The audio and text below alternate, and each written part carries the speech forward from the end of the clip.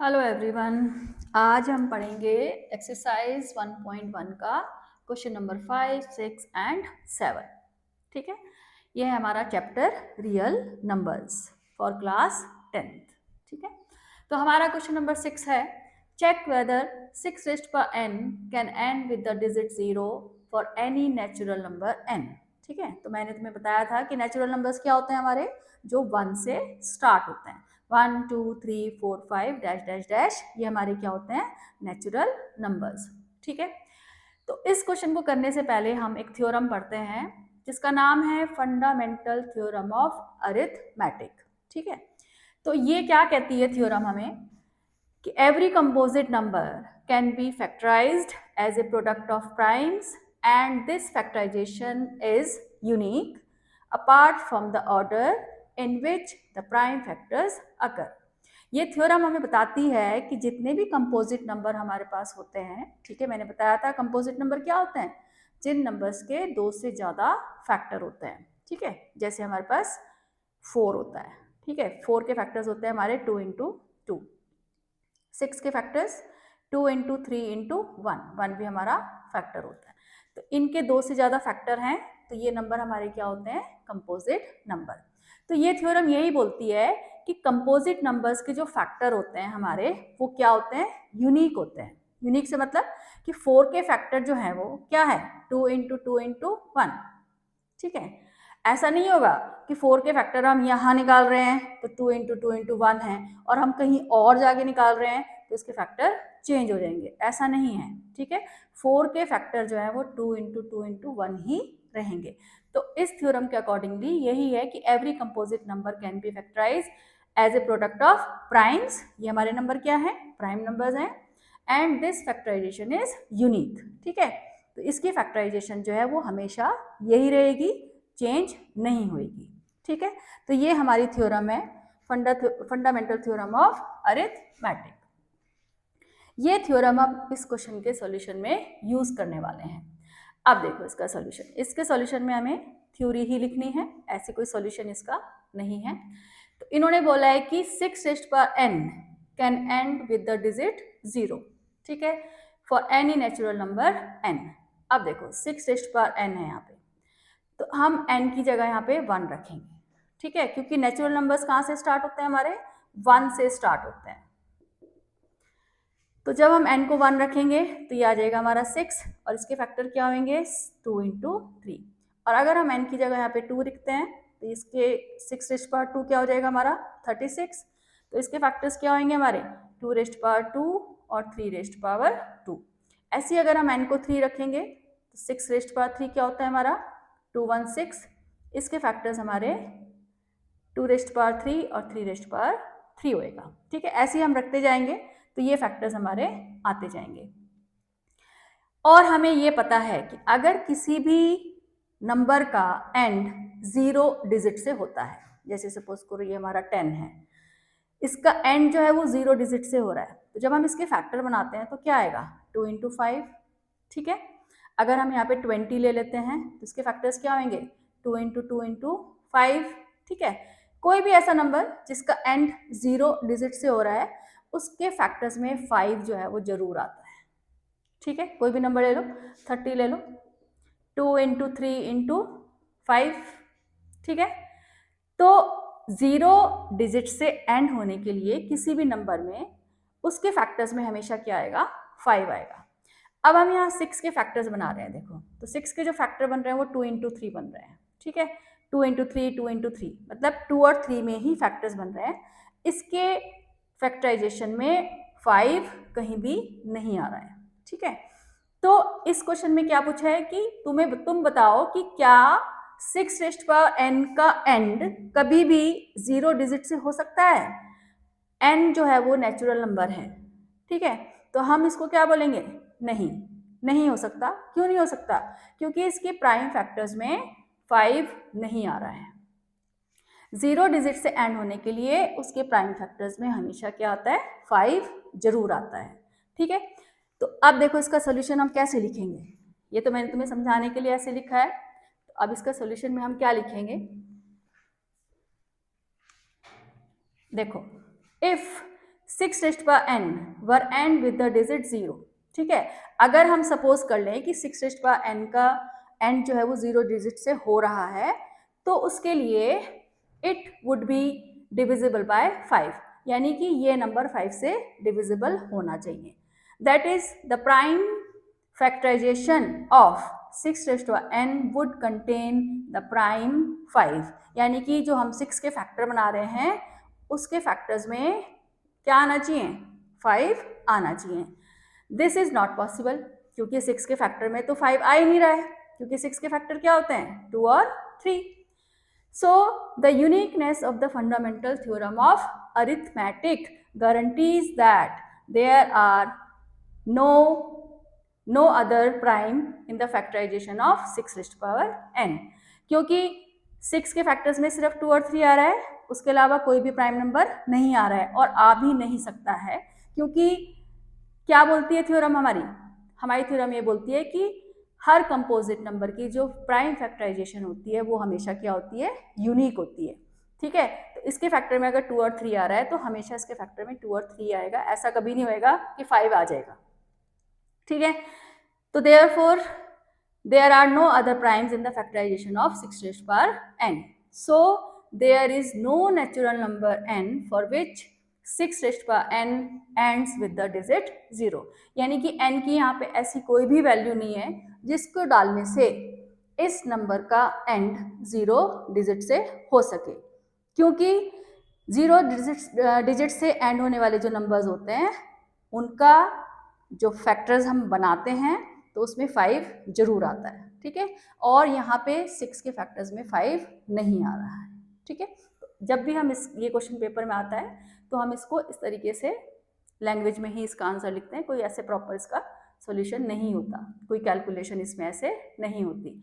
और यहाँ पेपर में तुम्हें 6 रेज़्ड टू पावर n की जगह कोई भी नंबर आ सकता है, 4 रेज़्ड टू पावर n आ सकता है, 12 रेज़्ड टू पावर n आ सकता है, 8 रेज़्ड टू पावर n आ सकता है, कुछ भी आ सकता है, सोल्यूशन सबका सेम होएगा, ठीक है। सिर्फ यहाँ पे फैक्टराइजेशन हमारी क्या हो जाएगी, चेंज हो जाएगी, ठीक है। ये क्वेश्चन काफ़ी इंपॉर्टेंट है, पेपर में भी काफ़ी आता है, तो तुम इसको अच्छे से प्रैक्टिस कर लेना। अब उसके बाद है हमारा क्वेश्चन नंबर 6। क्वेश्चन नंबर 6 में इन्होंने पूछा है explain why 7 into 11 into 13 plus 13 and 7 into 6 into 5 into 4 into 3 into 2 into 1 plus 5 are composite numbers। तो कंपोजिट नंबर्स क्या होते हैं हमारे, जिन नंबर्स के फैक्टर्स 2 से ज़्यादा होते हैं, मोर देन 2 फैक्टर्स, ठीक है। प्राइम नंबर्स हमारे क्या होते हैं, जिन नंबर्स के 2 ही फैक्टर होते हैं, 1 and number itself. Composite number जिनके फैक्टर्स जो 2 से ज़्यादा होते हैं। अब हम इसके सॉल्व करते हैं। अब इसको तुम सिंप्लीफाई भी कर सकते हो पहले कि तीनों नंबर्स को मल्टीप्लाई करो और फिर उसके बाद 13 ऐड कर दो और उसके बाद फिर उसके फैक्टर्स बना लो, लेकिन वो थोड़ा सा बड़ा हो जाएगा। तो हम इसमें क्या करेंगे, यहाँ से 13 को कॉमन ले लेते हैं, ठीक है। तो अंदर क्या बचेगा हमारा 7 into 11 और प्लस जब पूरा नंबर कॉमन आ जाता है तो उसकी जगह हम क्या लिखते हैं 1, ठीक है। जैसे यहाँ पे x प्लस एक्स वाई है तो हम इसमें से जब x कॉमन लेंगे तो ये पूरा नंबर कॉमन आ गया है, तो इसकी जगह हम क्या लिखते हैं यहाँ पे 1 और यहाँ से हमने x कॉमन ले लिया तो क्या बचा यहाँ पे y, ठीक है। तो ऐसे जब मैंने 13 को कॉमन लिया है तो 13 के साथ यहाँ पे कोई नंबर नहीं है, 1 है, 1 हमेशा सबके साथ होता है। तो जब हम 13 को कॉमन ले लेते हैं तो यहाँ पे क्या बचेगा 1 बचेगा। तो देखो एक फैक्टर तो 13 हो गया जो हमने कॉमन लिया है, एक फैक्टर हमारा ये ब्रैकेट की टर्म हो गई और एक फैक्टर हमारा हो गया 1। इसको तुम सिंप्लीफाई कर सकते हो क्योंकि ये तो छोटा नंबर है, इजीली सिंप्लीफाई कर सकते हो, लेकिन बड़े नंबर में फिर तुम्हें यहाँ पे थोड़ी सी प्रॉब्लम भी आ सकती है और थोड़ा टाइम भी ज़्यादा लग जाएगा। तो तुम इसको सिंप्लीफाई कर सकते हो, ठीक है। तो एक फैक्टर हो गया हमारा 13, एक फैक्टर हो गया हमारा ये ब्रैकेट वाला नंबर जो ब्रैकेट के अंदर नंबर आएगा पूरा हमारा, और एक फैक्टर हो गया हमारा 1। तो कितने फैक्टर हो गए, मोर देन 2 फैक्टर्स, 1, 2 एंड 3। तो देयरफॉर ये जो नंबर है हमारा क्या है, कंपोजिट नंबर है, क्योंकि इसके 2 से ज़्यादा फैक्टर हैं। ऐसे इसमें देखो, इसमें भी हम ये 5 को कॉमन ले लेते हैं, 5 इंटू 1 लिख लेते हैं इसको। 5 हम जब इसमें से कॉमन लेंगे तो क्या बचेगा अंदर, 7 into 6 into 4 into 3 into 2 into 1 plus 5 common ले लिया तो 1 आ गया। ठीक है, तो 7 इंटू 6 ये लिखा मैंने, 5 हमने कॉमन ले लिया है बाहर, फिर उसके बाद 4 3 2 1, 4 3 2 1 हमने लिख दिया। यहाँ भी हमारा 5 कॉमन आ गया है तो यहाँ पे हमने 1 लिख दिया, तो इंटू 1। ठीक है, तो यहाँ भी 3 फैक्टर्स हो गए, एक ये 5 हो गया, एक ये पूरा ब्रैकेट हो गया और एक ये 1 हो गया। तो ये जो नंबर यहाँ पे लिखा था इसके भी 2 से ज़्यादा फैक्टर हो गए हैं, तो therefore it is a composite number. तो ये वाला नंबर भी हमारा क्या हो गया, composite, because it has more than 2 factors. इसके भी हमारे 2 से ज़्यादा फैक्टर हो गए हैं, तो देयरफॉर ये दोनों नंबर्स क्या हो गए हमारे, कंपोजिट नंबर। ठीक है, तो ये हो गया हमारा 6th क्वेश्चन। अब इसको तुम यहाँ पे लिख सकते हो, it has more than 2 factors, therefore it is a composite number।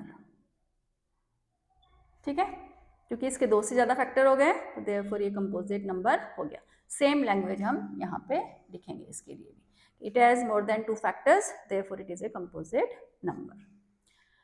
अब देखो next question, question number 7।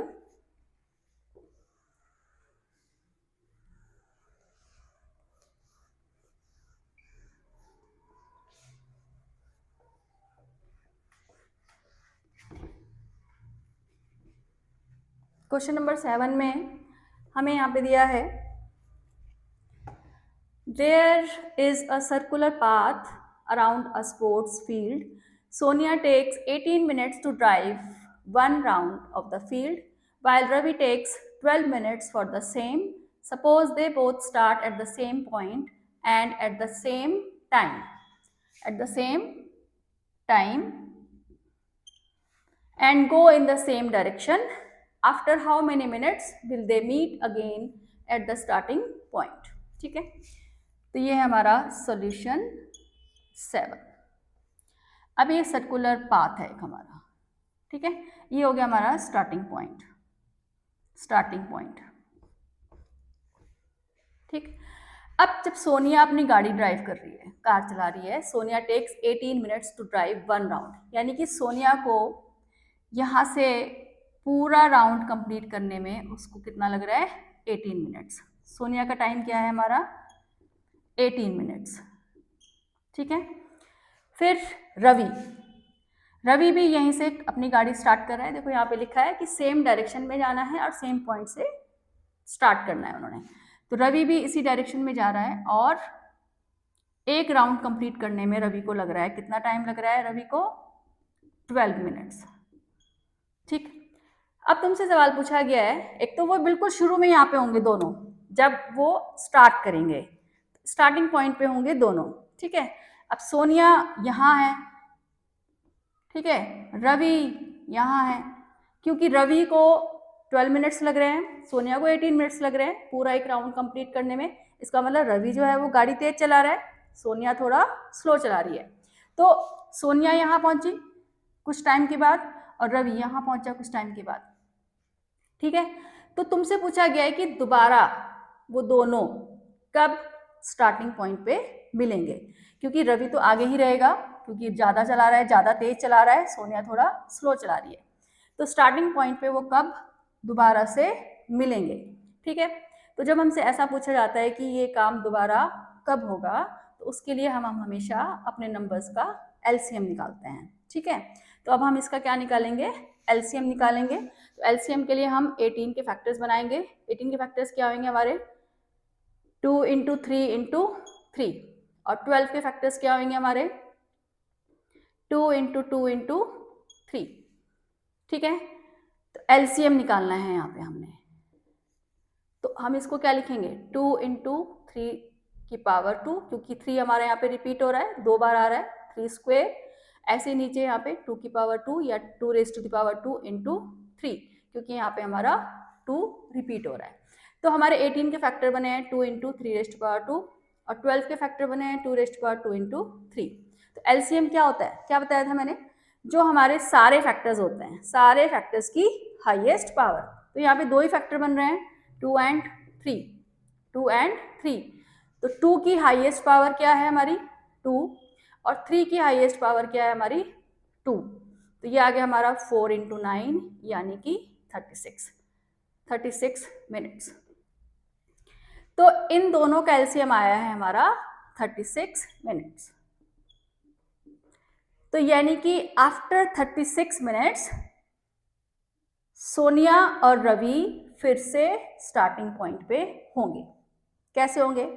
36 minutes में सोनिया कितने राउंड कंप्लीट करेगी, number of rounds of Sonia, ठीक है। 36 मिनट्स में एक राउंड कंप्लीट कर रही है वो 18 मिनट्स में, तो 36 मिनट्स में कितने राउंड्स कंप्लीट करेगी 2। और number of rounds of Ravi कितने राउंड्स कंप्लीट करेगा 36 मिनट्स में, एक राउंड कंप्लीट कर रहा है वो 12 मिनट्स में, तो यानी कि 3 राउंड्स कंप्लीट करेंगे। तो सोनिया जो है वो 2 राउंड कंप्लीट करके स्टार्टिंग पॉइंट पे आ जाएगी, और रवि 3 राउंड्स कंप्लीट करके स्टार्टिंग पॉइंट पे आ जाएगा। यानी कि 36 मिनट्स में सोनिया 2 राउंड कंप्लीट करेगी और रवि 3 राउंड्स कंप्लीट करेगा, और वो दोनों फिर से स्टार्टिंग पॉइंट पे एक साथ होंगे, ठीक है। तो यहाँ पे हमने एलसीएम निकाल के ये पता लगाया है कि वो दोनों कब फिर से स्टार्टिंग पॉइंट पे मीट करेंगे। अब एचसीएफ, कुछ बच्चों के दिमाग में आता है कि एचसीएफ निकालो, चलो हम एचसीएफ निकाल लेते हैं इसका। एचसीएफ क्या आएगा हमारा इसका, कॉमन फैक्टर की लोएस्ट पावर, ठीक है, कॉमन फैक्टर की। तो कॉमन फैक्टर हमारे 2 और 3 हैं, लोएस्ट पावर हमारी है 1, 1। तो कितना आ गया हमारा एचसीएफ 6 मिनट्स, ठीक है। तो अब 6 मिनट में तो सोनिया कहीं यहाँ होगी, क्योंकि वो तो पूरा 18 मिनट्स में राउंड कंप्लीट कर रही है। तो 6 मिनट में कितनी डिस्टेंस कवर करेगी वो 1/3 ऑफ टोटल सर्कुलर पाथ, और रवि 6 मिनट में हाफ, ठीक है, क्योंकि 12 मिनट में पूरा राउंड कंप्लीट कर रहा है। तो रवि 6 मिनट में कहाँ होगा, यहाँ हाफ में, और सोनिया कहाँ होगी 1/3 पे। तो दोनों अलग अलग हो गए थे, ठीक है। हमें तो क्या बताना है कि वो स्टार्टिंग पॉइंट पे कब मिलेंगे, ठीक है। तो एचसीएफ जो है वो हमारा छोटा नंबर होता है। एचसीएफ क्या होता है, अपने नंबर्स को डिवाइड करता है, यानी कि इनको डिवाइड करेगा। एलसीएम क्या होता है हमारा, बड़ा नंबर होता है। एलसीएम जो है वो अपने नंबर से डिवाइड होता है। तो 36 मिनट्स के बाद वो दोनों फिर से स्टार्टिंग पॉइंट पे मिल जाएंगे, ठीक है। तो इसलिए इस क्वेश्चन में एचसीएफ नहीं निकलेगा, क्या निकलेगा एलसीएम, ठीक है। तो ये तुम थोड़ा सा ध्यान रखो, क्योंकि कई बार बच्चे इसमें कंफ्यूज हो जाते हैं कि इसमें हमें एलसीएम निकालना है या एचसीएफ निकालना है। तो जब भी तुमसे किसी क्वेश्चन में ऐसा पूछा जाता है कि ये काम दोबारा कब होगा, तो ऐसे केसेस में हमेशा एलसीएम ही निकलता है, ठीक है। तो ये हमारी एक्सरसाइज 1.1 खत्म हो गई है। अब हम मिलते हैं नेक्स्ट वीडियो में।